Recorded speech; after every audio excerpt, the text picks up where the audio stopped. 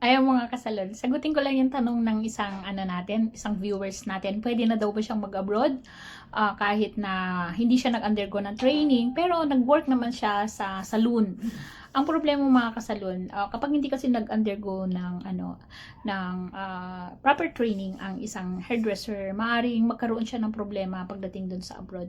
Kasi una, dapat alam niya yung mga basic, for example, about sa strength ng hair, sa pigment ng hair, tapos about sa mga gamot, ano ba yung dapat mga peroxide, ang mga numbers ng colorant na dapat na pag-aralan niya. So kapag experience lang kasi sa salon, maaring kulang siya ng kaalaman. Kulang hindi tama, maaring magkamali.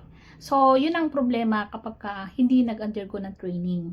At saka, ngayon kasi, ang embassy, lalong-lalo na yung mga pupunta ng Saudi Arabia, required sa mga hairdresser o beautician or makeup artist o kahit anong sa services, required ang certificate of training.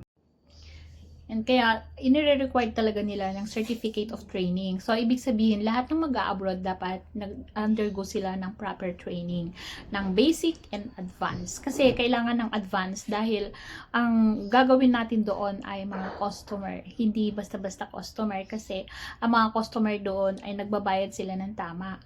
At kapag nagkamali tayo, pwede tayong pauwiin o di kaya pwedeng bawasan ang sweldo natin o di kaya magkakaroon tayo ng malaking problema kapag tayo ay hindi professional na magwo-work sa salon. Kaya mga kasalon, bago kayo mag-abroad, dapat mag-proper training muna kayo, mag-invest muna kayo kasi kapag alam niyo yung mga ginagawa niyo, hindi kayo magkakaroon ng problema. At ito po ay isang negosyo. Sa totoo lang, negosyo natin ang ating kaalaman. Doon tayo nakikipag-deal kung magkano ang sweldo na gusto natin. Depende kasi doon sa galing natin. So, pinapayo ko mga kasalon, mag-undergo kayo ng proper training, lalong-lalo na dapat ang trainer ninyo ay yung nagtrabaho abroad din o di kaya yung mga OFW na nagtuturo kasi maituturo nila sa atin yung tamang paraan, tamang way, tamang trending o yung mga gusto o fashion na gusto ng ating mga customer. So depende dun sa pupuntahan natin bansa. For example, Middle East, iba ang trending doon, iba ang uso.